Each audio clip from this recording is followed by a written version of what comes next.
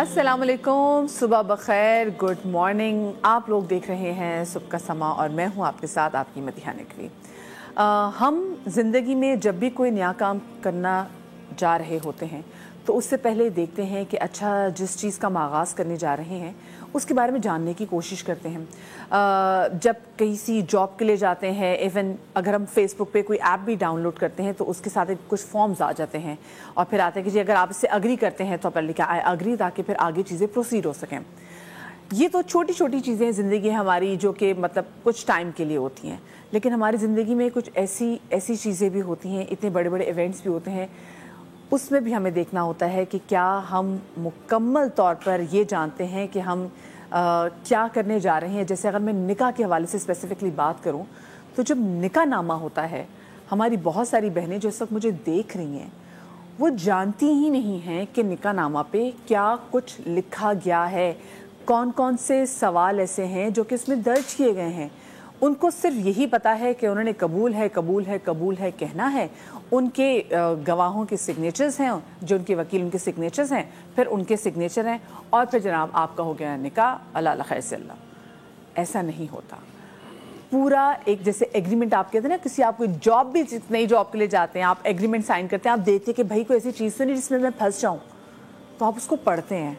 तो ये निकाहनामा जिससे के थ्रू आप ज़िंदगी में एक नए बंधन में बंधने जा रहे होते हैं, आपकी नई ज़िंदगी की शुरुआत हो रही होती है, नई ज़िंदगी की शुरुआत हो रही होती है, तो आप क्यों नहीं पढ़ते कि उसमें क्या लिखा हुआ है। अच्छा, कुछ जगह मसला ये भी है कि हम लड़कियों को ये हक, ये राइट देते ही नहीं हैं कि वो किसी भी किस्म का सवाल अपने निकाहनामा से मुतालिक कर सके।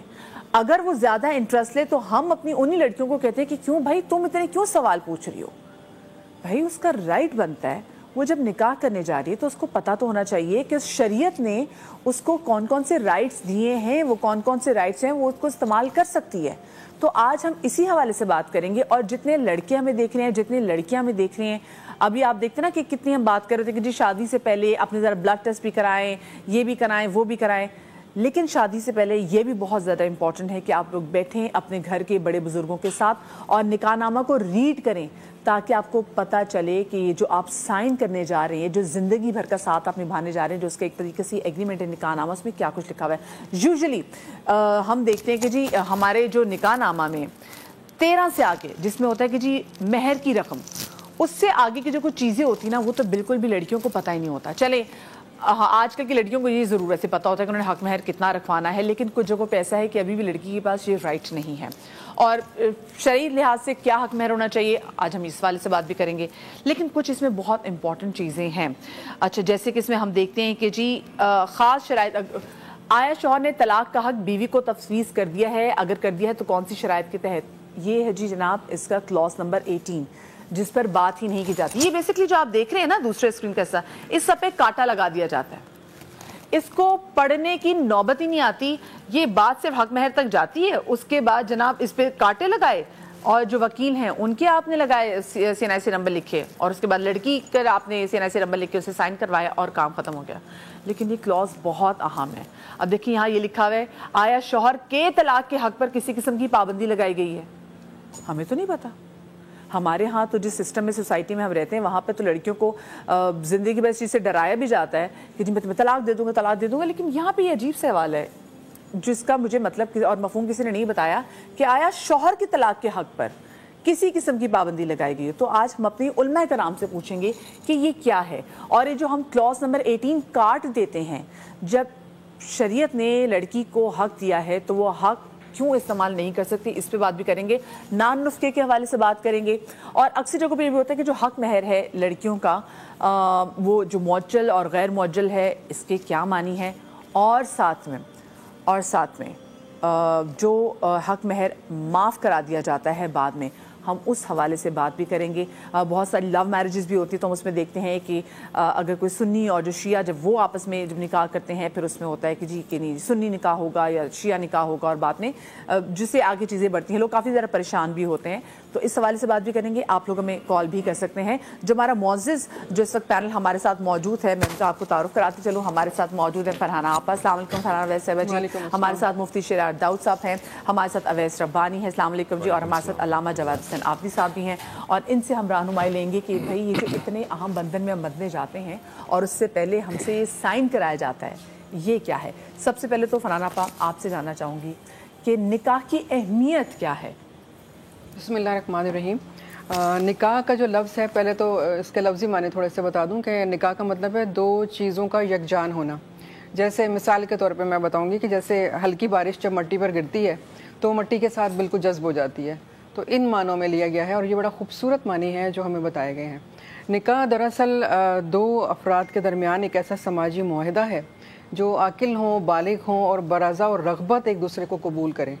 اب یہاں پر تمام چیزیں جو ہیں وہ بہت واضح ہیں کہ عاقل اور بالغ ہونا اور ایک دوسرے کو قبول کرنا. تو اس لحاظ سے ظاہر ہے کہ ہمیں دین نے بہت واضح طور پہ بتا دیا. پھر اگر ہم آگے بڑھ کے دیکھتے ہیں تو اس میں ہمیں پسند کا بھی حق بتا دیا, اور پھر اللہ رب العزت نے ہمیں بتا دیا کہ نکاح جو ہے وہ اس لیے تمہارے لیے اللہ تعالیٰ نے ایک نشانی کے طور پہ رکھا ہے کہ اس میں تمہارے لیے برکت اور مودت پیدا کر دی گئی تاکہ تم ایک دوسرے سے سکون حاصل کر سکو. اچھا, اللہ رب العزت نے بہت سارے رشتوں کی بات کی ہے لیکن کہیں کسی رشتے کو نشانی کے طور پر نہیں واضح کیا. یہ ایک واحد رشتہ ہے کہ جس کو اللہ رب العزت نے فرمایا کہ یہ اللہ کی نشانیوں میں سے ایک ہے, اور کتنا خوبصورت ہے کہ تاکہ تم ایک دوسرے سے سکون حاصل کر سکو. اب بنیادی مقصد جو ہے نکاح کا وہ یہ ٹھہرا کہ اس میں سکون حاصل کرنا ہے. آپ کا قلبی سکون بھی ہونا چاہیے, آپ کا ذہنی سکون بھی ہونا چاہیے, اور پھر آپ ایک ایسے خاندان کی بنیاد رکھ رہے ہوتے ہیں جو آگے چل کر جب دو خاندان ملتے ہیں تو ایک خوبصورت معاشرے کی بنیاد اصل میں رکھی جا رہی ہوتی ہے. اچھا, پھر اس میں کچھ چیزوں کی شرائط بھی ہیں کہ ہمیں کن کن چیزوں کا خیال رکھنا ہے. کہ ویسے تو نبی کریم صلی اللہ علیہ وآلہ وسلم نے بہت واضح طور پہ فرما دیا کہ نکاح جو ہے وہ ایک اعلان کر کے کیا جائے اور اس کا انعقاد جو ہے وہ مسجد میں کیا جائے. اور مسجد میں کرنے کے لیے بھی آپ نے فرمایا کیونکہ یہ باعث برکت ہے. جب بہت سارے لوگ بیٹھیں گے اور نکاح کے خطبے کو سنیں گے, اس دعا میں شریک ہوں گے, تو جو آنے والا کپل ہے اس کے لیے جب دعا کریں گے تو وہ برکتیں سمیٹے گا, اور وہ پھر اپنی زندگی کا آغاز جو ہے اللہ کے پاک نام کے ساتھ ان برکتوں کے ساتھ کرے گا, تو انہیں آگے آسانیاں ملیں گی. پھر جو شرائط نبی پاک صلی اللہ علیہ وآلہ وسلم نے بیان کی نکاح کے حوالے سے, اس میں اجازت جو ہے وہ ظاہر ہے لڑکا اور لڑکی دونوں کا ہونے کا ضروری ہے. اس میں پھر یہ ہے کہ آپ کا جو ہے, ہم جب شرائط کی بات کرتے ہیں کہ آپ کا ولی بھی موجود ہو, آپ مہر بھی ہو, آپ کے دو گواہ بھی موجود ہوں, اور یہ تمام چیزیں جب مکمل ہوں گی تو پھر نکاح ہوگا. اور پھر یہ کہا گیا کہ نکاح کے لیے اگر جب تم یہ دیکھو کہ کوئی دین میں جو ہے وہ اچھا ہے, اخلاق میں جو اچھا ہے, اور یہ چیزیں اگر اس میں پائی جائیں تو پھر تم منع نہیں کرو اس رشتے کو. یعنی یہ ایک معیار بتا دیا کہ دین میں اچھا ہے, اخلاق میں اچھا ہے, تو اس رشتے کو منع نہ کرو. اب وہ تمام چیزیں جو ہم اس وقت دنیا داری کے حوالے سے دیکھتے ہیں ان کو گویا منع کر دیا گیا. اس میں تو پتہ آپ سٹیٹس بھی آ جاتا ہے, یہ گاڑیاں بھی آ جاتی ہیں, گھر بھی آ جاتے ہیں, پتہ نہیں کیا کچھ آ جاتا ہے. لیکن جو بھی آپ نے بہت سادہ رکھا اس کو, بہت زیادہ, مطلب اب کیونکہ وہ ہر چیز ہم نے میٹیریلائز کو کرنا شروع کر دیا, پھر آگے اس لیے ہماری پریفرنسز بھی جو ہیں وہ ہو گئی جو کہ نہیں ہونی چاہیے. اچھا مفتی صاحب, جیسے کہ ابھی فرحانہ آپا نے بھی بتایا اور کہ جی جب نکاح کرنا ہے تو اس کے بعد آپ نے اس کو اناؤنس بھی کرنا ہے, تو اس سے تو ذہن میں بھی آ جاتا ہے کہ بہت سارے ایسے بھی ہم لوگوں کو دیکھتے ہیں کہ جو نکاح تو ہو جاتے ہیں لیکن وہ اناؤنس نہیں ہوتے, اور وہ ان میں سے بہت سارے لوگوں کی ایسی شادی بھی ہوتی ہے جو کہ زندگی بھر اناؤنسڈ ہی نہیں رہتی, آپ ان کو اناؤنس کرتے ہی نہیں ہیں. تو اس میں ان کی پھر ویسے دیکھا جائے تو پھر وہ کہاں سٹینڈ کرتی ہے ایسی شادیاں؟ بسم اللہ الرحمن الرحیم. سب سے پہلے تو میں ایک عجیب لطیفہ سنا دیتا ہوں آپ کو. ایک محترمہ نے اپنے شوہر کو فون کیا, بلکہ ان سے پوچھا دوسرے دن جب وہ اپنے گھر آئے کہ بھئی رات کو آپ کا فون کیوں آف تھا؟ تو اس نے جواب دیا, کیا تم مجھ پر شک کر رہی ہو کہ میں کوئی ناجائز اور حرام کام کرنے لگا ہوں؟ کہتی ہے نہیں, مجھے ڈر یہ کہ کہیں تم کہیں حلال کام نہ کر لو, یعنی تم نکاح نہ کر لو. آج یہ ایک بظاہر تو لطیفہ لگ رہا ہے, لیکن اس میں بڑا ایک ہمیں آئیڈینٹیکل قسم کا سگنل الارمنگ ہے. سپورٹ کر رہے ہوتے لیکن حلال کام کو نہیں کر رہے ہوتے. یار حلال کام آپ کر رہے ہو, نکاح کر رہے ہو, تو چھپ کر کیوں کر رہے ہو؟ جب قرآن کا فیصلہ آ گیا کہ جب تم نکاح کرو تو اس کا اعلان کرو, اس کو مجلس میں کرو, خاص طور پہ بہترین جگہ مسجد ہے وہاں کرو. ہمارے ہاں جو نکاح کورٹس میں ہوتے ہیں اس کی نوبت کیوں آتی ہے؟ ہمارے ہاں جب مسائل ہوتے ہیں نا, کوئی اس کی روٹ کاز کو نہیں پکڑتا کہ یہ روٹ کاز کیا ہے. آخر کورٹس میں میرجز کیوں ہو رہی ہیں؟ پھر جب پریشر آتا ہے خاندانوں کا، کورٹس ہم دیکھتے ہیں جو کمروں میں بھی جو چھپ کے جو نکاح بھی جو ہوتے ہیں لیکن بعد میں وہ اناؤنس ہی نہیں کیے جاتے. اناؤنس کیوں نہیں کیے جاتے؟ اس کی تو کئی وجوہات ہو سکتی ہیں، لیکن آپ نے ایسا، میں بات کروں گا تو پتہ نہیں کیا، ہم ایسی بات ہو جائے گا کہ پیبرا ہم بہت لیمیٹڈ حدود و قیود کے اندر ہمیں بات کرنی ہے. وہ یہ کہ آپ جب کوئی ایسا نکاح کرتے ہیں کہ جو آپ اناؤنس نہیں کر سکتے ہیں، تو سب سے پہلے تو اس نکاح کی کریڈیبلٹی، اس کی شرعی حیثیت دیکھی جائے گی کہ کیا آیا وہ نکاح ہوا ہے. ہاں بالکل. اس کی کریڈیبلٹی جواد بھائی کیا آپ کے نزدیک ہے، فقہ کے نزدیک کیا ہے آپ کا؟ بسم اللہ الرحمن الرحیم. دیکھیے نکاح جیسے کہ بیان کیا گیا، اس سے پیشتر مہمانوں نے بتایا کہ ایک فطری امر ہے اور اس کو پروردگار عالم نے شریعت کی روشنی میں پھر اس کے کچھ حدود و قیود بیان کیے ہیں. معاملہ خراب وہاں ہوتا ہے کہ جہاں ہم حدود الہی سے تجاوز کرتے ہیں اور اپنی انا کو ہم شریعت کا لبادہ پہنا کر دوسروں پہ انفورس کرنے کی کوشش کرتے ہیں. اس لیے کہ اگر یہ کہیں گے کہ میں یہ کہتا ہوں تو کوئی بھی نہیں مانے گا، تو اسے شریعت بنا کر ہم انفورس کرنا شروع کرتے ہیں. اور حیرت کی بات یہ کہ سب سے زیادہ اس کے اندر نشانہ جو بنایا جاتا ہے نا، وہ لڑکا اور لڑکی دونوں. یعنی لڑکے والوں پہ پریشر، لڑکے پہ پریشر یہ ہے کہ تمہیں کیا پتہ، تم تو کل کے بچے ہو، ہم تمہارے ماں باپ ہیں. وہ بچہ تو آپ شادی کیوں کر رہے ہیں اس کی پھر میں؟ آپ تسلیم تو کر لینا کہ وہ اب اس لائق ہو چکا ہے کہ وہ شادی. لڑکی کو یہ ہے کہ تمہاری بڑی زبان چل رہی ہے، تم لوگ آج کل کی کیسی لڑکی ہو. یہ کس نے آپ سے کہا ہے؟ نکاح اس کا ہو رہا ہے، اس کو حق ہے. آپ نے انٹرویو میں بہت خوب بیان کیا کہ نکاح نامہ سامنے، پتہ ہی کچھ نہیں، وہ سارا. یعنی عجیب و غریب بات ہے، میں اجازت لینے ہم جاتے ہیں کہیں، اب وہ پھوپھی ہیں، خالائیں کھڑی ہوئی، وہ کان میں بتا رہی ہیں. میں نے کہا نکاح آپ کا ہو رہا ہے یا لڑکی کا ہو رہا ہے؟ اب وہ سب ایک دم. تو خلاصہ کلام یہ ہوا کہ اس معاملے کو پہلے سمجھ لیں. یہ صرف شادی اور ڈھول ڈھمکے کا نام نہیں، یہ زندگی کی بنیاد رکھنے آپ جا رہے ہیں. اسی لیے یہ شادیاں دیر پا نہیں ہوتی ہیں. ابھی وہ جہیز کی چیزیں نہیں کھلی اور پتہ لگا کہ اس طلاق کے لیے خدا نخواستہ پہنچ گیا. ایسے نکاح جو کورٹ میں بات پہنچی، کورٹ میں پہنچی کیوں؟ کیونکہ لڑکی چاہ رہی تھی اسے ایک محبت، کہ محبت پر آپ پابندی لگا سکتے ہیں، البتہ اس کے ڈائنامکس کیا ہونے چاہیے وہ ایک الگ بحث ہے.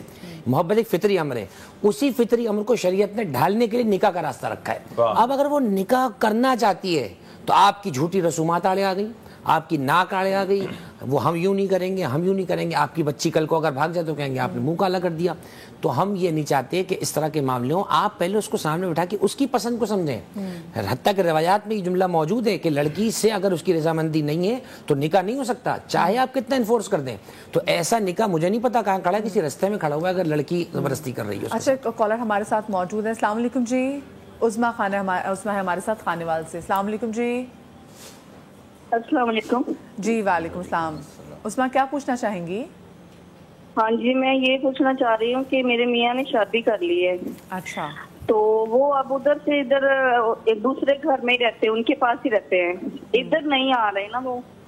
تو اس شریعت کے حساب سے وہ نہ ہمیں مجھے خرچہ دے رہے ہیں، نہ میری طرف دیکھتے ہیں، نہ آتے ہیں. آپ پلیز مجھے بتائیں گے اس کا کوئی حل؟ اچھا ٹھیک ہے. ایک چیز، انہوں نے کیا آپ سے جب دوسرا نکاح کیا تھا تو آپ سے پرمیشن مانگی تھی؟ کیونکہ اب تو یہ ہے کہ آپ کو پرمیشن لینی ہے. نہیں، میرے سے کوئی پرمیشن نہیں لی انہوں نے. اچھا ٹھیک ہے، چلیں. نکاح کیا انہوں نے. اچھا چلیں ٹھیک ہے. عظمیٰ ہمارے ساتھ خانیوال سے موجود تھے. یہ بتا رہی تھی کہ ان کے ہسبینڈ نے دوسری جہاں پہ شادی کی ہے وہ انہی کے ساتھ رہتے ہیں، نہ ان کی طرف دیکھتے ہیں نہ ان کے پاس آتے ہیں. آج ہم شو میں بات کر رہے ہیں نکاح نامے کے حوالے سے اور ان رائٹس کے حوالے سے جو کہ ہماری شریعت نے نکاح نامے میں خواتین کو اور مرد حضرات کو بھی دیا. اور بہت ساری ایسی چیزیں جن کو ہم ڈسکس نہیں کرتے، جن کو جب ڈسکس کرنا چاہیں تو بزرگ میں وہیں پہ چپ کرا دیتے ہیں. کچھ ایسے کلوزز ہیں وہیں پہ کاٹے بھی مار دیتے ہیں. تو ان کلوزز کو ڈسکس کرنا ہے تاکہ آپ لوگوں کو پتہ چلے، اسپیسیفکلی ان لوگوں کو جو نکاح کے بندھن میں بندھنے جا رہے ہیں، کہ جو آپ سائن کرنے جا رہے ہیں، اپنی نئی زندگی کی شروعات کرنے جا رہے ہیں، اس سے پہلے آپ کے لیے کیا جو حدود و قیود ہیں وہ کیا اللہ پاک کی طرف سے معین کیے گئے ہیں.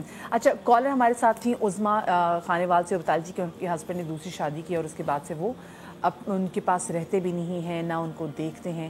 تو ایسی صورتحال میں ہمارے ساتھ علماء تو بیٹھے ہوئے، لیکن میں چاہوں گی کہ میں اویس کو اس حوالے سے ان کو بھی انوالو کروں کہ اویس جب ہم یہ سچویشن دیکھتے ہیں تو پھر کیونکہ نکاح میں تو شرط بھی یہی ہے کہ اگر آپ کوئی دوسری نکاح کرنے جا رہے ہیں تو آپ جب تک آپ عدل نہ کر سکیں تو آپ کو نہیں کرنا چاہیے.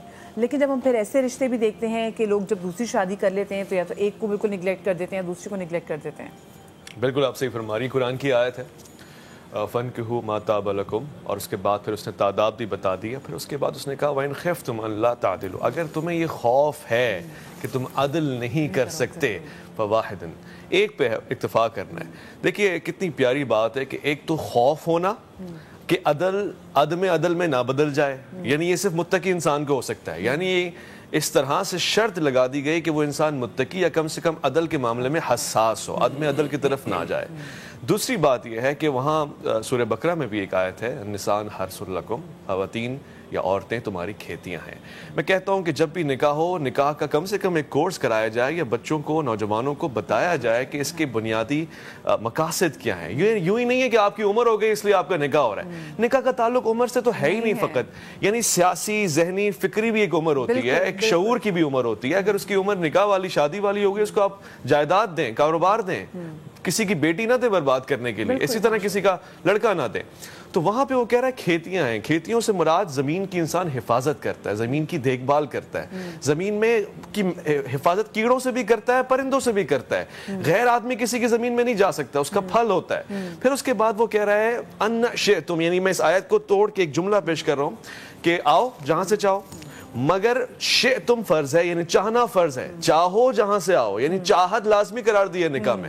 بھئی چاہو اس کے انداز کو، چاہو اس کے گفتار کو، چاہو اس کے فیصلے کرنے کی طاقت کو، اس کے معاملات کو ہینڈل کرنے کو، چاہتیں لازمی ہونی چاہیے. ہمارے یہاں ہوتا نہیں ہے، چاہتیں دیکھتے نہیں ہیں. قرآن نے مختلف مواقع پہ یہ واضح کر دیا. ہو سکتا ہے آپ کو کسی اور بات سے اختلاف ہو، یہ بات پسند نہ آ رہی ہو، دوسری ادا دیکھو اس کی، وہ اللہ تعالیٰ محبت ڈال دے گا. پھر اس کے بعد یہ تیسرا حصہ وَقَدِّمُوا لِأَنفُسِكُمْ، یہ آگے کی پلاننگ ہو رہی ہے نکاح میں. تم اپنی اور اس کے آگے کی پلاننگ کرو، یعنی اپنے آپ کو بچاؤ، فیوچر کو، یعنی تدبیر کرو. تقدیر پہ مت چھوڑ دو. ہمارے یہاں نکاح ہوتا ہے تقدیر آسمان کا فیصلہ ہے، یہ میرے نصیب میں لکھی ہوئی تھی. اللہ تم نے تدبیر کی ہے، اب اس کے فیصلے تمہارے ہاتھ میں ہیں، تمہارا رزق اس کے ساتھ لکھا گیا ہے. تو تم نے پلاننگ کرنی ہے کہ میں نے اس کے ساتھ کیا کرنا ہے، کیا نہیں کرنا، کیا کہہ کے پکارنا ہے، اس کے ماں باپ کو عزت کیسے دینی ہے. ہمارے ہاں تو یہ ہوتا ہے نا کہ ہم یہ دیکھ رہے ہوتے ہیں، اب اسپیسیفکلی لڑکے لڑکیوں میں دیکھ رہے ہیں کہ آگے میں نے زندگی میں کیا اچیو کرنا ہے اور اس کے لیے مجھے کون سا جو بر ہوگا وہ میرے لیے سوٹیبل ہوگا، تو پھر میں ایسے کسی شخص سے شادی کروں گی یا کروں گا. تو یہ چیزیں بھی آ جاتی ہیں. شہنیلا ہمارے ساتھ ہے جی کراچی سے. السلام علیکم جی. السلام علیکم. وعلیکم السلام. جی شہنیلا کیا پوچھنا چاہیں گی؟ میں یہ کہنا چاہ رہی تھی کہ اب یہ دوسرے نکاح کے حوالے سے بات ہو رہی ہے، یہ نکاح کے حوالے سے بھی بات کی جا رہی ہے. میں صرف یہ کہنا چاہ رہی ہوں کہ اب جیسے میرے ہسبینڈ ہیں، انہوں نے شادی کر لی ہے دوسری، اور میرے 4 بچے ہیں، تو مجھے چھوڑ ہی دیا، مطلب مجھے ڈیورس ہی ہو گئی. لیکن وہ اس طرح ہوئی کہ مجھے نہیں معلوم کہ مجھے ڈیورس دے دی گئی. جب وہ شادی کرنے گئے انہوں نے یہاں ڈکلیئر کیا کہ بھائی انہوں نے مجھے ڈیورس دے دی. آپ یہ کہہ رہے ہیں کہ آپ کو نہیں پتا کیا انہوں نے آپ کو ڈیورس، کیا ریٹن ڈیورس بھیجی، آپ کو کوئی نوٹس بھیجا یا آپ کو مجھے کچھ بھی نہیں بھیجا، نہ مجھے کچھ دیا انہوں نے.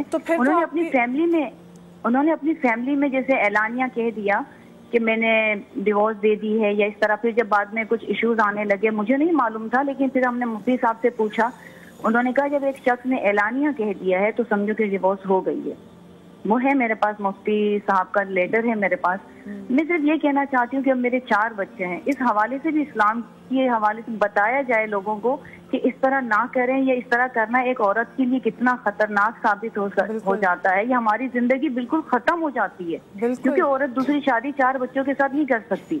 بالکل. آج کل دوسری شادی کو لے کے اتنے ایشوز ہیں کہ دوسری شادی کرو، اعلانیہ کرو. ارے بابا جس کے 4 بچے ہیں وہ کیوں دوسری شادی کے لیے اس کو کہا جاتا ہے؟ وہ شادی کر لیتے، گھر ایک عورت نہیں کر سکتی.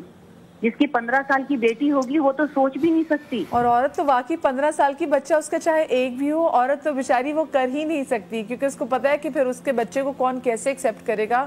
شہنیلا جی ہمارے ساتھ موجود تھیں، یہ مجھے بتائیں. میں ایک چیز ایڈ کرنا چاہوں گی. ابھی اس سے پہلے بھی جو سوال کیا گیا کہ بھائی بہن نے کیا کہ میرے شوہر نے دوسری شادی کر لی ہے.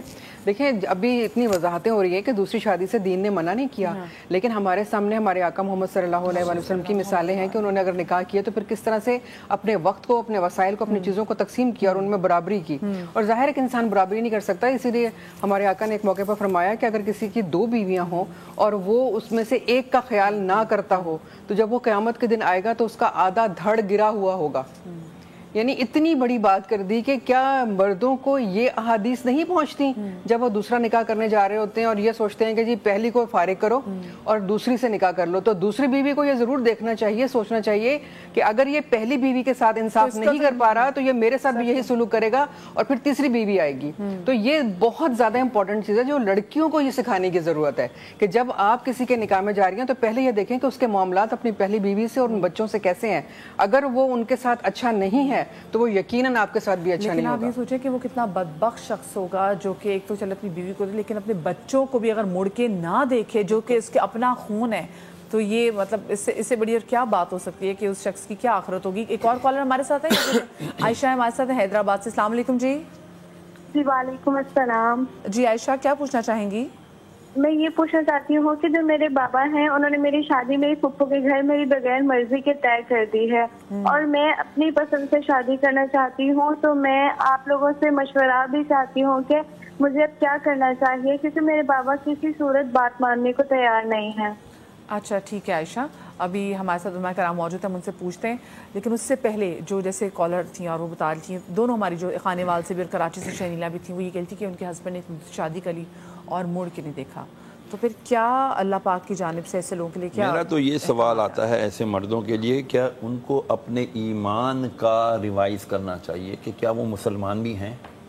صحیح، میں بہت صاف بات کر رہا ہوں۔ جب اللہ تعالیٰ بڑی پیاری انہوں نے آیت مبارکہ پڑھی ہے بھی سورہ نساء کی، وَإِنْ خِفْتُمْ، اور تمہیں اگر خوف ہو، تو میں ایک بزرگ نے پوچھا، ایک نوجوان سے کہا کہ بیٹا اگر کوئی تجھ سے پوچھے نا کہ کیا تو اللہ سے ڈرتا ہے تو خاموش رہنا۔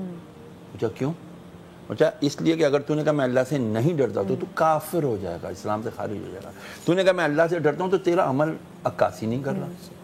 تو اللہ سے ڈرتا ہوتا تو کسی کا حق غصب کرتا، اللہ سے ڈرتا ہوتا کسی کو جھوٹ بولتا، کسی کو مارتا۔ مطلب اللہ سے ڈرنے کا جو ایک کانسیپٹ ہے، اللہ سے ڈرو جیسا کہ اس کا حق ہے، یہی اللہ پاک نے قرآن مجید میں فرمایا نا کہ اللہ سے ڈرو جیسا کہ اس سے ڈرنے کا حق ہے۔ یہ سارا ہوا ہے ہمارا بے خوفی سے، اللہ سے ہو گئے ہم بے خوف۔ نتیجہ کیا ہوا ہے؟ اے کون ہے میری ووٹی؟ چپ کر دیا، نہیں تو تین جو بول کے تم فارغ کر دیا گا۔ Who the hell you are to say that؟ آپ کو کس نے اختیار دیا کہ آپ جو ہے نا تین جملے بول کر کے اکٹھے کسی کو فارغ کر دیں؟ آپ کوئی خدا ہیں؟ اپنے معاملات کو، اپنے اوقات کو یاد کرے مرد۔ میں جی اٹھ کے میں کون سے چار شادیاں کرنے کا حکم ہے، تم کیوں بھول جاتے ہو؟ خوف کیوں بھول جاتے ہو؟ کیا اتنا آسان ہے کہ آپ کبھی آپ دوسری شادی کر لی اور آپ نے جو پہلی بیوی ہے اس کو چھوڑ دیا، نہ اس کے نان نفقے کا آپ نے خیال کیا، نہ اس کے بچوں کو دیکھا، نہ پھر آپ نے عورت کے جو آپ کی پہلی بیوی ہے اس کے رائٹس کا خیال کیا؟ دیکھیے یہ انتہائی افراط و تفرید کی صورت ہے، یہ اس کو افراط ہی کہا جائے گا اور کچھ نہیں کہا جائے گا۔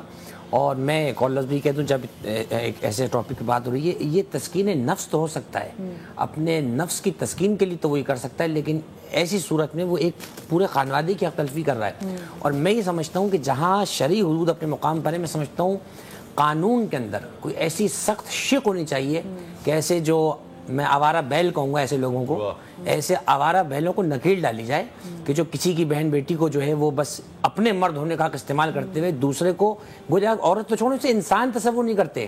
ابھی آپ بتا رہی تھی جیسے کہ لڑکا یہ طے کر کے بیٹھ جائے گا میں نے طلاق دینا ہی نہیں ہے، اب دیکھتا ہوں تیرا کیا ہوگا۔ تمہیں خوف خدا نہیں ہے کہ تمہارے آگے اپنی بہن بیٹی ہے، یا شاید تمہیں اللہ نے بہن بیٹی دی ہی نہیں ہوگی اسی لیے کہ تمہیں دوسرے کی بہن بیٹی کی قدر نہیں ہے۔ تو میں سمجھتا ہوں جہاں شریعت، دیکھیں شریعت نے کہیں پر بھی عورت یا مرد کے لیے کوئی افراد و تفریط اور زیادتی نہیں رکھی ہے، یہ ہماری خود کی سیلف انٹرپریٹیشن ہے جو ہم آدھی چیزیں اپنے مطلب کی میٹھی میٹھی بتاتے ہیں نا، وہاں لگ رہا ہوتا ہے کہ شاید اسلام نے نعوذ باللہ جو ہے وہ عورت کی تلفی کی ہے۔ جتنا بڑا حقوق انسانی کا علم بردار، خواتین کے حقوق کا علم بردار اسلام ہے، اتنا کوئی دنیا میں دین نہیں ہو سکتا۔ میں سمجھتا ہوں ان معاملات میں اویس بھائی نے جیسے فرمایا کہ نکاح سے پہلے کپڑے دیکھنے لڑکی جا رہی ہے مال کے اندر کہ میں یہ پہنوں گی، اس نے کبھی یہ کہا کہ مجھے نکاح نامہ دکھائیں، تیاری ہو جاتی ہے میرا دلہا شیروانیاں دیکھنے جا رہا ہے، وہ فوٹو شوٹس دیکھنے جا رہا ہے، وہ بینکویٹس دیکھنے جا رہا ہے، اس نے کبھی یہ کہا کہ نکاح نامہ سامنے رکھ کے ہمیں سمجھایا جائے؟ اس چیز نے ہمیں بڑا برباد کیا۔ آپ دیکھیے گا شادی کے دن جتنی رسومات ہوتی ہیں اور جتنی خواہشات کی تکمیل ہوتی ہے، ایسا لگتا ہے کہ وہ جسٹ فار دا مومنٹ ہوتے ہیں نا، اسپین آف ٹائم کے لیے سب کچھ ہوتا ہے، اور انسان توقعات لگا لیتا ہے اسی دولہا اور دلہن اور اس رسومات کے ساتھ۔ دیکھیے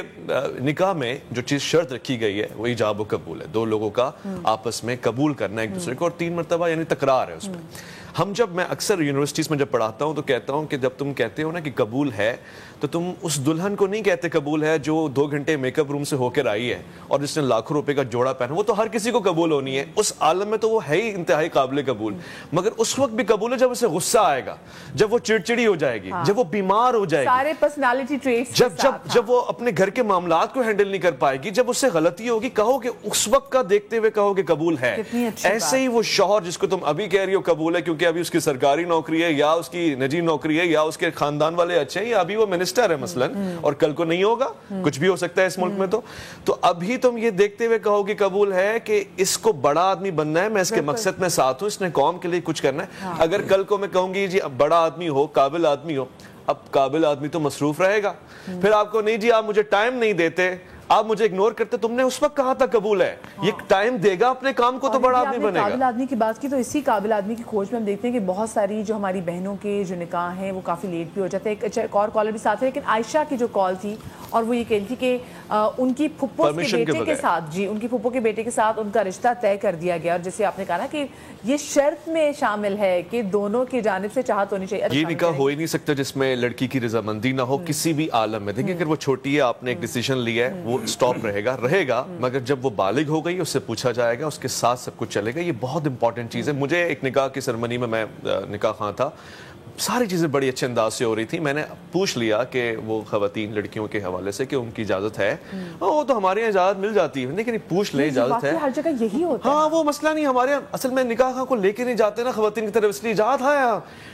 میں نے کہا چلو اعتبار کرتا ہوں, لیکن میں نے کہا کہ پھر بھی ایک دفعہ کسی خاتون کو لے جائیں, پوچھ لیں, ارے بچی ہے 14 سال کی, اس سے کیا اجازت لینا, ارے بچی ہے تو نکاح کیوں کر رہے ہو پھر اس کا.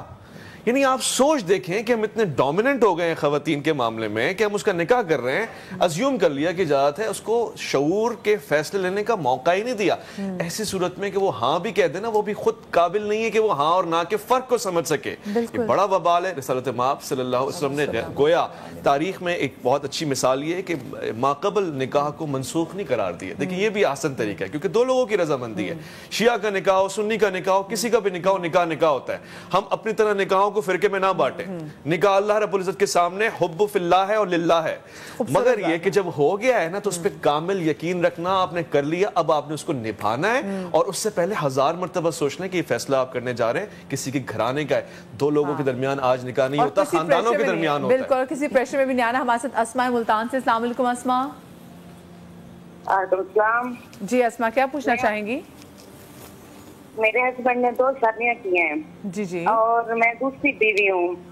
جو میری پہلے شوہر کی بیوی ہے وہ میرے شوہر کو ایک تو گھر نہیں آنے دیتی, اخراجات بھی پورے لے رہی ہے, اگر وہ جائے تو جھگڑا بھی کرتی ہے. ایسی عورتوں کے بارے میں مفتی صاحب کا کیا کہنا ہے؟ اچھا چلیں ٹھیک ہے, بہت شکریہ جی. اب دیکھیے یہاں پہ کال ہے کہ وہی ایگزیکٹلی جب عدل نہیں کر سکتے. اب آپ دیکھیں رسول پاک صلی اللہ علیہ وسلم نے جب تک جناب خدیجۃ الکبریٰ ان کی زندگی میں تھیں, انہوں نے کوئی اور نکاح نہیں کیا تھا. ہم اگر حضرت علی کی بات بھی کریں تو جب تک ان کے نکاح میں جناب فاطمہ الزہرا جب تک وہ زندہ تھیں, ایسے جناب خدیجۃ الکبریٰ جب تک زندہ تھی تو انہوں نے اور کوئی نکاح نہیں کیا تھا.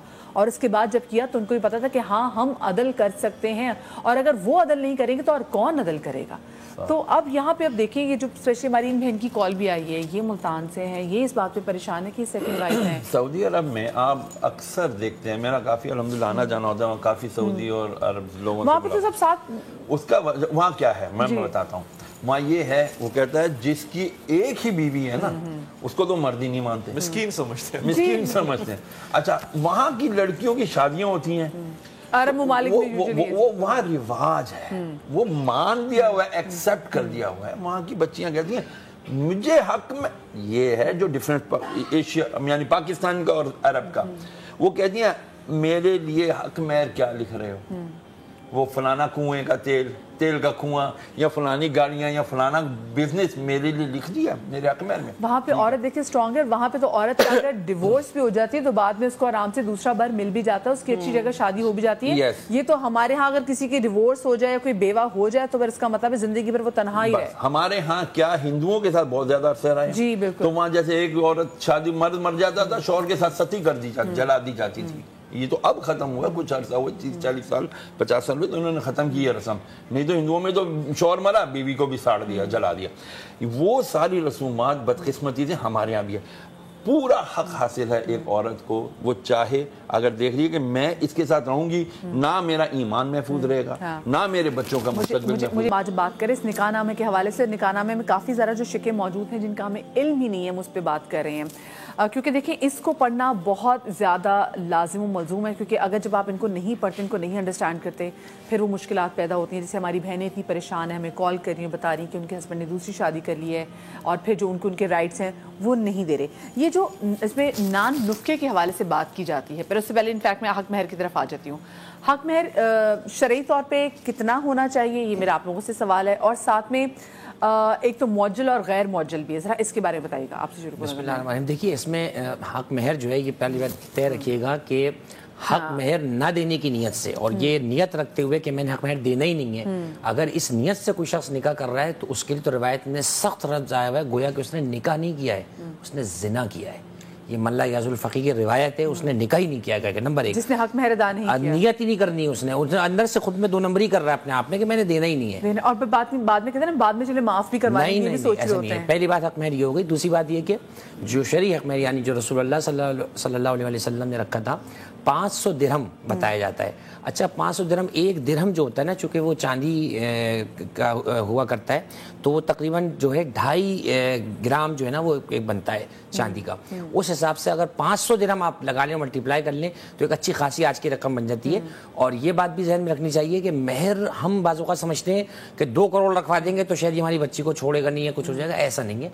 अभी ऑफ कैमरा अवेश भाई से बात हो रही थी और ये रिवायत भी है कि खुद हुजूर ने फरमाया अफज़लुन निसाए उम्मती अक़ल्लुहुन्न महरन, कि मेरी उम्मत की अफजल तरीन औरतें वो जो महर के हवाले से कम हो और जो है अपने हुस्न के हवाले से। और वैसे अगर हम 500 दिरहम भी करें तो ये मेरे ख्याल से 42-43 समथिंग हज़ार, अगर आज के वक्त में देखें, अगर दिरहम की बात, चांदी की जो अपडेट हम कीमत निकालेंगे तो 30,000 अच्छा खासा बनेगा, ये 35-40 के अराउंड बनेगा। बाकी मुअज्जल और मुअज्जल, वाओ से मुअज्जल कहेंगे तो उसका मकसद ये होता है कि किसी जो है वो अभी इसी वक्त अजल से, और ऐन के साथ मुअज्जल कहेंगे तो उसका मतलब है कि ताजील के साथ, यानी एक खास वक्त में। इसको भी समझ लें। मैं फिर कहूंगा कि इस फॉर्म को लड़का लड़की खुद पढ़ें, इसको समझ लें, ये ना समझें कि ये जैसे फॉर्मेलिटी, इसको समझें, क्योंकि अब कानून पाकिस्तान के तहत निकाह तो ठीक है 2 उलमा ने पढ़ा दिया हो गया, कानूनी तौर पे पेपर आपका जरूरी होता है, इसको पढ़ें, इसको समझें।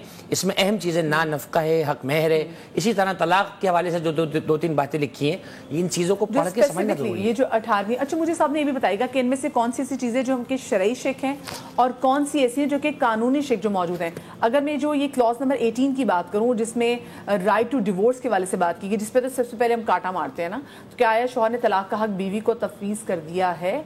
अगर कर दिया है तो कौन सी शराइत के तहत? इसमें देखिए पहली बात तो ये याद रखिएगा कि ये जो हम बचपन में नहीं पेजेस के ऊपर खुद ही से कट बनाया करते थे, ये वो वाला पेपर नहीं है। पहली बात ये निकाह नामा है, खुद से इतना लंबी लंबी लकीरें मानने की जरूरत नहीं है। अगर वो शौक है तो हम घर में किसी पेपर पे पूरा कर सकते हैं। इसको लड़की को सुनाए बगैर, पढ़ाए बगैर इस पर काटम काटिस खेलने की जरूरत नहीं है। पहली बात तो ये हो गई।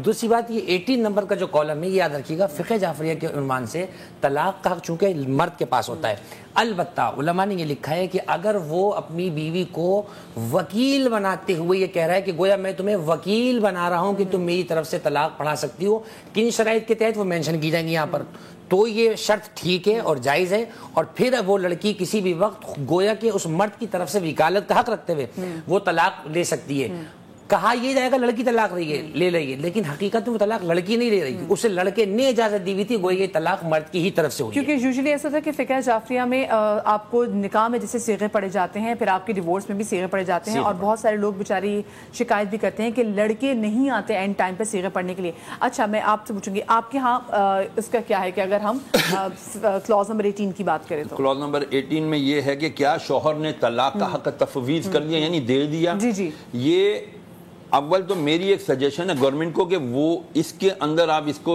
मेरा ख्याल है हज़फ ही कर दें तो अच्छा है। और आपको अच्छा हाँ, उसकी वजह ये कि ये हक जो दिया जाता ना बीवी को, इसीलिए नहीं दिया जाता कि उमूमन ख़वातीन होती हैं जज्बाती, बातों में लग गई اور خدا نہ خدا کسی نے ہو جائے جو غصے میں آ کے طلاق اپنے آپ کو ہی خود، کیونکہ یہ حق دیا جا سکتا ہے طلاق احناف کے اندر، امام ابو حنیفہ کے نزدیک لڑکی کو لڑکا دے گا شرائط کے ساتھ اور ایک خاص مجلس میں دے گا.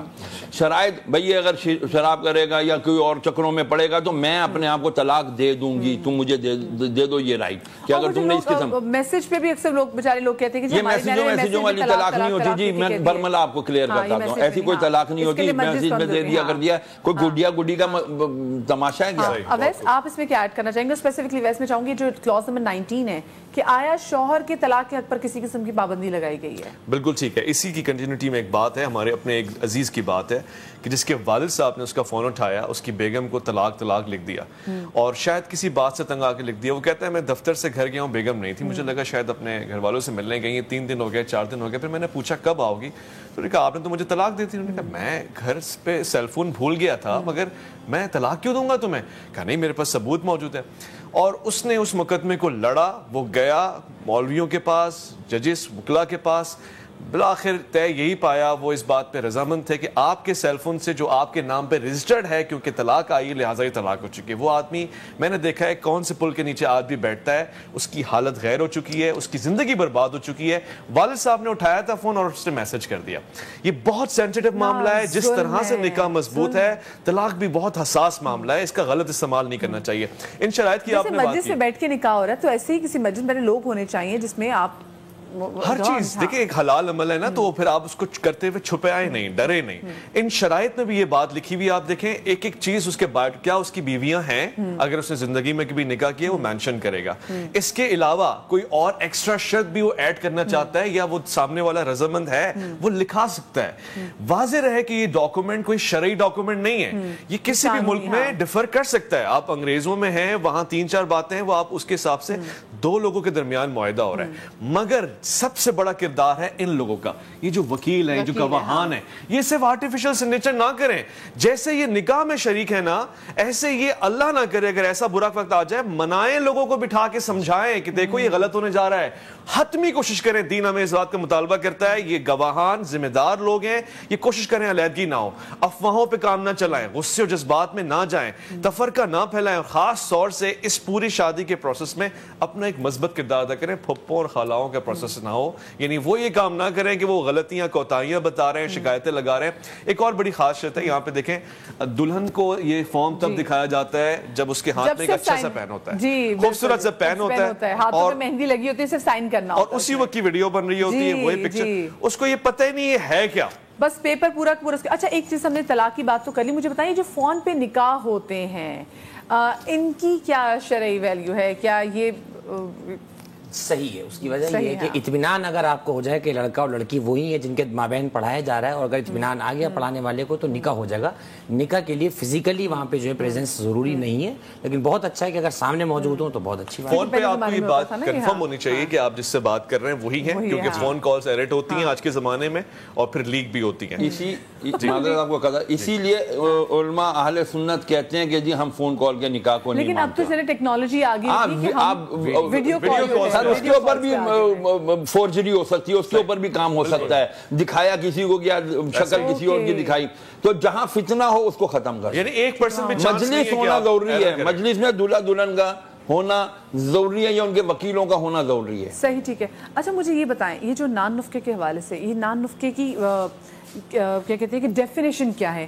بہت ساری خواتین یہ کہتی ہیں کہ ہمارا میاں جو ہے وہ چلیں بچوں کی اسکول کی فیس بھی دے رہا ہے، گھر چلا رہا ہے، پر وہ مجھے پاکٹ منی نہیں دے رہا. کیا یہ نان نفقہ وہی پاکٹ منی ہے؟ یعنی کہ عورت کے اپنے ہاتھ پہ ہتھیلی پہ پیسے نہیں رکھ رہا، باقی گھر کی چیزیں چلا رہا ہے. دیکھیں سکون سے زندگی گزارنے کا تو نسخہ یہی ہے کہ جو کما کے لائیں وہ بیوی کے ہاتھ پہ رکھتے ہیں، گھر میں سکون رہے گا. لیکن اگر آپ چاہتے ہیں اتنا سکون نہ ہو تو نان اور نفقہ، نان سے مراد روٹی وغیرہ، نفقہ اس کے جائز اور واجب اخراجات جو اس کے ماں کے گھر میں اس کے لیونگ اسٹینڈرڈ کے مطابق تھے.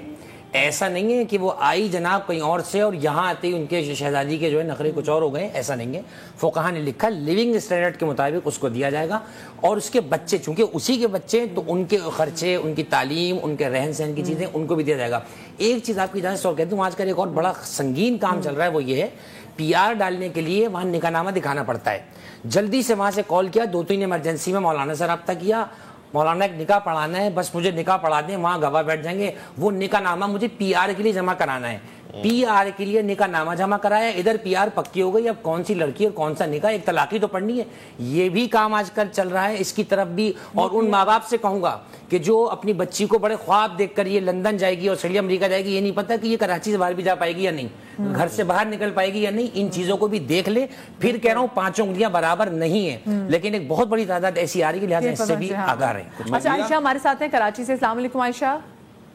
जी अस्सलाम वालेकुम, मेरा नाम आयशा है। मेरी बहन की शादी 6 साल पहले हुई थी। उसके शौहर उस पर बहुत तशद्दुद करते थे, लालची थे वो लोग। तो ये सोचे थे इनके मकान से हिस्सा मिल जाएगा, किराए पे रहते थे वो लोग, और ये चाहते थे कि इनके मकान से हिस्सा मिल जाए तो हम दूसरा मकान खरीद लें अपना। तो वो बहुत तशद्दुद करते थे, मारते पीटते थे। हमने जो ना पुलिस से कंप्लेन की, मगर उन्होंने कहा जब तक नहीं होंगे जब तक हम कुछ नहीं कर सकते। एक दिन मैं मिलने गई, उसके आंख पे भी निशान थे, जिस्म पे भी थे। फिर हम पुलिस के जरिए अपनी बहन को निकलवाया वहाँ से, कोर्ट से 6 साल हो गए खुला को। मगर अब जब हम उसकी शादी करना चाहते हैं तो मौलवी साहब ये कहते हैं कि उसको खुला नहीं मिला, जब तक शौहर लिख के नहीं देगा वो दूसरी शादी नहीं कर सकती।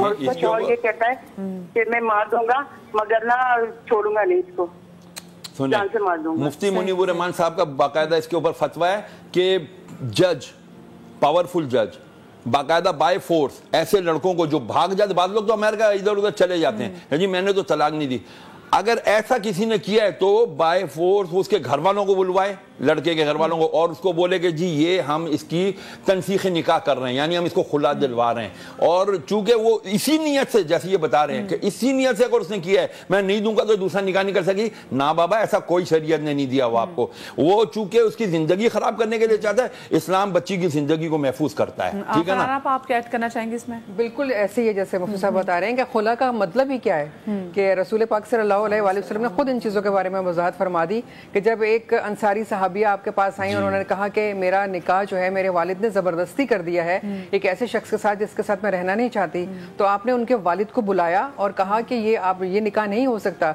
उन्होंने कहा इसमें कोई इसको नुकसान नहीं है। तो आप सल्लल्लाहु अलैहि वसल्लम ने फरमाया कि बात नुकसान की नहीं है, अगर वो दिल से राजी नहीं है और वो उसको पसंद नहीं कर रही तो ऐसे शख्स के साथ रहने की उसको इजाजत नहीं है, और आपने उस निकाह को उसको खत्म कर दिया। तो जब इस तरह की इजाजत हमारा दीन हमें दे रहा है तो खुला का हक भी दीन ने दिया है ना। क्यों दिया है कि अगर शौहर इस तरह की जिद पे आ गया कि मैं तलाक नहीं दूंगा तो औरत को यह हासिल है कि वो काजी के पास जाए या अदालत में जाए और खुला का हक अपना इस्तेमाल करे। और असल मसला होता है कि हम वही बात करें, क्योंकि इंडिया से हम लोग भी आए तो वो वहाँ देखते कि अच्छा जी मियाँ आपको मारे, आपको जला दे, कुछ भी करे, हम दीन नहीं देखते कि दीन ने कैसे औरत को प्रोटेक्शन दिए आ जाए ताकि एक बात पे इत्तेफाक हो जाए। डिसाइड नहीं हो पा रहा कि निकाह शिया करना है सुन्नी करना। अच्छा ये बड़ा मसला है। हमारे एक दोस्त हैं वो आधा शिया करवाते हैं आधा सुन्नी करवाते हैं, यानी वो दोनों फॉर्मेलिटीज को पूरा भी कर लेते हैं, वो बहुत अच्छे हैं। मगर मसला ये है कि हम दोनों को खुश करते हैं, अब्दुल्ला को खुश करने में अल्लाह नाराज हो जाए इसकी हमें परवाह ही नहीं होती है। पॉइंट की बात ये है कि जितनी भी कॉल्स आई हैं खवातीन के ये बड़े मसले हैं। खवातीन को हमेशा ये प्रॉब्लम रहती है, एक इशू है, रेलेवेंट बात है कि भाई मेरा मियाँ के दूसरी शादी ना कर ले। देखिए आप उसको इतना खुश और इत्मीनान रखें, उसकी सहूलियात का ज़रूरत का ख्याल रखें कि वो उस तरफ जाए नहीं। अगर जा रहा है और हलाल जिम्मेदारी निभा रहा है, ये उसकी जिम्मेदारी है कि अपने वाजिबात पूरे कर रहा है, फिर उसमें आसानियां पैदा करें। ये बुरा नहीं है, मगर उससे बहुत अच्छा है जो अफेयर्स चल रहे हैं हमारे यहाँ, मैरिटल अफेयर्स, इससे चल रहा है। हलाल चीजों को हम हराम चीजों को इंडोर्स कर देते हैं, लेकिन हराम चीजों को फिर हम पब्लिकली उसके हवाले से बुरी बात भी करते हैं। अब खवातीन निकाह करवा रही हैं, आजकल एक नया ट्रेंड चला है कि खवातीन निकाह खां बनी हुई हैं, वीडियोस बड़ी चल रही हैं, बड़े बड़े सेलिब्रिटीज ने खवातीन के साथ। देखिए शरन तो इसमें कोई मुज़ायका नहीं है, मगर ये मुस्तहब और मारूफ नहीं है। यानी एक ऐसा इंसान निकाह करवाए जिसकी क्रेडिबिलिटी हो, जो उस पर कायम रह सके, फिर उसको पता हो शराइत का ज्यादा मुनासिब है। करने को तो कोई भी करा सकता है, मगर बहुत सोचना पड़ेगा कि क्या मर्द चले गए इस दुनिया से, या वो लोग चले गए जो बड़े घर के, या वो लोग चले गए जो फाइनेंशियली इसको हैंडल कर सकते हैं या टेक्निकली हैंडल कर सकते हैं। फिर इस पे मुज़ायका यहाँ पे खड़ा हो जाता है कि वो खवातीन, आजकल आपको पता है निकाह के नए नए टर्म्स निकल आए हैं। शाह अब्दुल लतीफ बिटाई रहमतुल्लाह अलैह के कलाम के ऊपर निकाह हो रहा है, कुरान शरीफ के साथ निकाह हमारे यहाँ देखा गया है। ये जहालत है ना। इंटीरियर पंजाब में भी एग्जैक्टली हमने देखा है कि वो तो फिर देखते हैं कि ये देखने के लिए कि हमारी जायदाद की और ना चली जाए, तो फिर ऐसी रिवायत, फरसूदा रिवायत अभी भी जारी है। कॉलर हमारे साथ हैं जी। अच्छा चलिए कॉलर हमारे साथ जैसे हैं उनको भी ऐड करेंगे। अच्छा ये बताएं कि जैसे उन्होंने एक बात की کہ خواتین بھی جو ہیں وہ نکاح پڑھا رہے ہیں، تو آپ کے نزدیک ہے کہ غیر معروف، یہ مطلب معروف نہیں ہے، غیر معروف اچھا ہے؟ انہوں نے یہ کہا کہ شرعاً الاؤ ہے. دیکھیں بہت ساری چیزوں میں اسلام نے اگر خواتین کو کسی چیز سے روکا ہے نا، اس میں بھی اس کا تحفظ ہے. مثال کے طور پر جعلی نکاح خوان آ جاتے ہیں تو سارے لپیٹے میں آ جاتے ہیں، جو صحیح نکاح خوان بھی ہوتے ہیں وہ بھی لپیٹے میں آ جاتے ہیں. خواتین کو اس لیے امامت سے بھی منع کیا گیا ہے، خواتین کو اسی لیے نکاح پڑھانے سے بھی منع ہے کہ خواتین نہ پڑھائیں، کیونکہ اس کے اندر بعد میں بکھیڑے ہوئے طلاق ہوئی، کورٹ کچہری ہو گئی، کہاں جائیں گے آپ. اسی لیے خواتین کو منع کیا گیا کہ آپ اس میں گواہوں میں بھی سائن نہ کریں. وہ آپ نہیں خجل خواری کر سکتی ہیں، آپ کو تحفظ دیا گیا، آپ کو رسپیکٹ اور ریگارڈ دیا آپ نے گیا ہے. اچھی چیز یاد کریں، ہم کیونکہ بریک میں بات کر رہے تھے کہ گواہ کون ہونے چاہیے. بڑی پیاری بات. یہ جو گواہ ہیں، کیونکہ ہم جیسے بریک میں بات ہو رہی تھی نا کہ ہم دیکھتے ہیں کہ جی اپنے کسی کو گواہ بنا لیتے ہیں، کون ہونے چاہیے گواہ؟ اچھا پہلی بات ایک اور اس میں یہ ایڈ کر دوں کہ دیکھیں نکاح کے اندر جب گواہ ہوتا ہے تو فقہ جعفریہ میں نکاح میں گواہ کا ہونا مستحب ہے، کیونکہ اس میں آپ قبول کر رہے ہیں. تو وہاں تو گواہ اگر نہ بھی ہو تو اس کے بغیر بھی نکاح ہو جاتا ہے فقہ جعفریہ میں. البتہ طلاق میں گواہ واجب ہے، کیونکہ وہاں آپ لڑکی کو جدا کرنا ہے اور جدائی پر گواہ بنے کہ آیا طلاق صحیح دی گئی ہے یا نمک تیز ہو جانے کی وجہ سے دی گئی ہے یا چائے زیادہ میٹھی ہو گئی تو طلاق دے دی. یہ روٹی گولنی 9 شرطیں پوری ہوں تو طلاق ہوگی، اور وہ بھی رجعی ہوگی، 1 مہینے کی ہوگی. اس 1 مہینے کے اندر اندر اگر دونوں رجوع کر لیں اور میاں بیوی کے رشتے کو ثابت کرنے والا کوئی عمل کر لیں تو وہی نکاح کنٹینیو ہے. ان کو دوبارہ 20-25 ہزار روپے کسی مولانا کو نہیں دینے، آپ کو بچایا گیا ہے. جیسے ہی وہ 1 مہینہ ختم ہوا اب یہ طلاق سے باہر ہو گئی. اب یہ پوری عدت کرنے کے بعد دوبارہ پھر اس کے پاس کسی صورت میں آئے گی تو جا کے صورت آئے گی. گواہوں میں یاد رکھیے گا، گواہوں میں بھی ہم لوگ بڑی 2 نمبریاں کر رہے ہوتے ہیں. میں اچھا یہ لفظ اس لیے کہتا ہوں کیونکہ اس لفظ کو ذرا جلدی سمجھیں گے، میں اگر کچھ اور کہوں گا نہیں سمجھیں گے کون سی اردو کہہ رہے ہیں. ہم لوگ اتنے زیادہ 2 نمبر ہو چکے ہیں کہ نکاح کے معاملے میں بھی وہاں پہ بھی اتنے شاطر بنے ہوئے ہیں کہ دماغ ایسے گھوم رہا ہے ریڈار کی طرح 24 گھنٹے. اس کا نام ڈلواؤ کہ جو میرے نیچے ہو، جسے میں دبا سکتا ہوں، جسے کل کو میں ڈانٹ کر کہوں تو وہ میرے. گواہ میں کیا ضرورت ہے آپ کو؟ اسی قیامت آ رہی ہے. گواہ میں کوئی بھی جتنے وہاں آپ کے احباب تشریف فرمائے جو بھائی وہ اگر کسی کام کا نہیں تو آپ نے بلایا کیوں تھا اس کو؟ کسی 1000-2000 روپے لینے کے لیے؟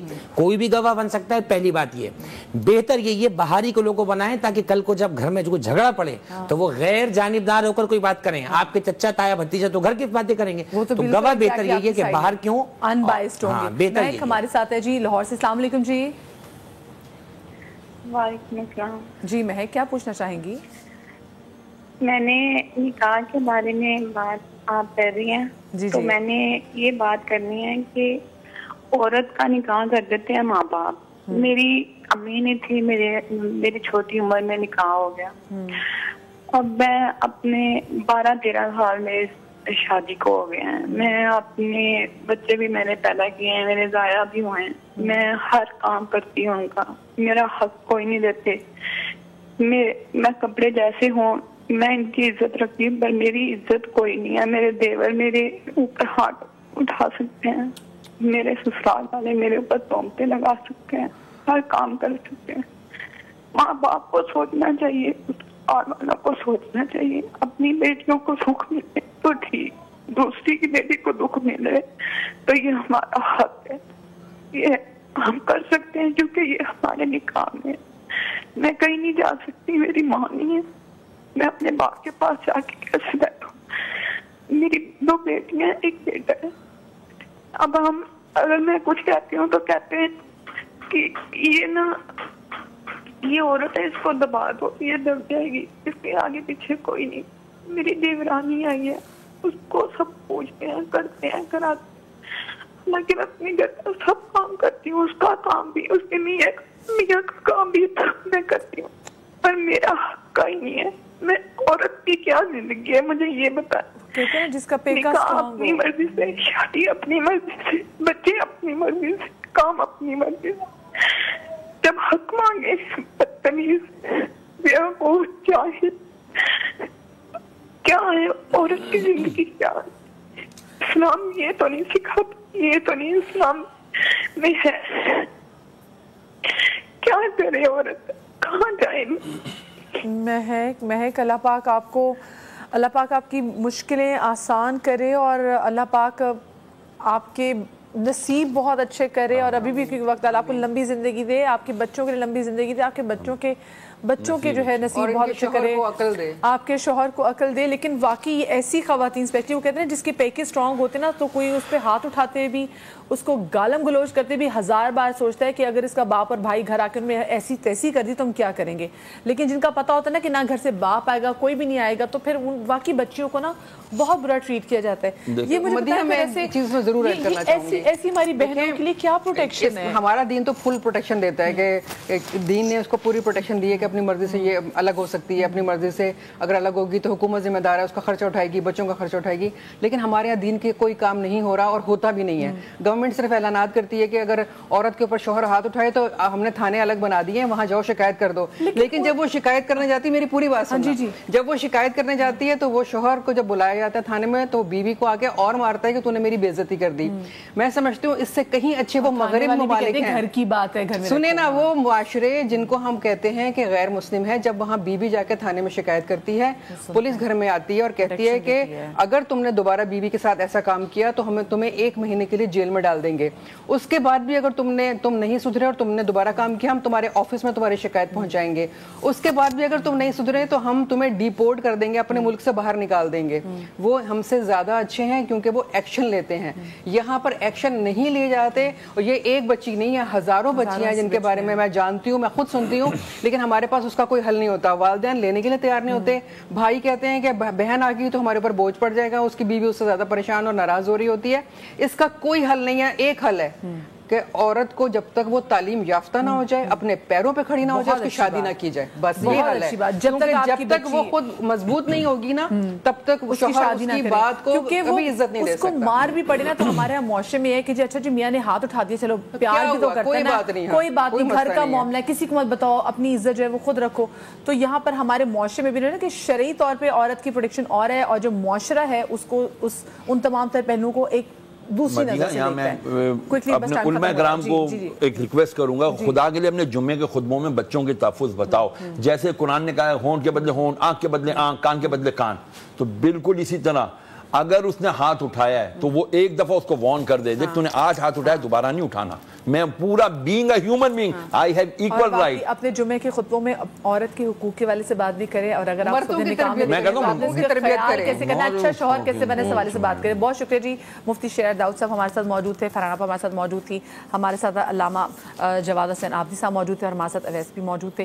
آپ لوگوں سے انشاءاللہ اگلے ہفتے ملاقات ہوگی. شاد رہیے, آباد رہیے, اللہ پاک آپ کو اولاد کے غم سے محفوظ رکھے. اللہ حافظ.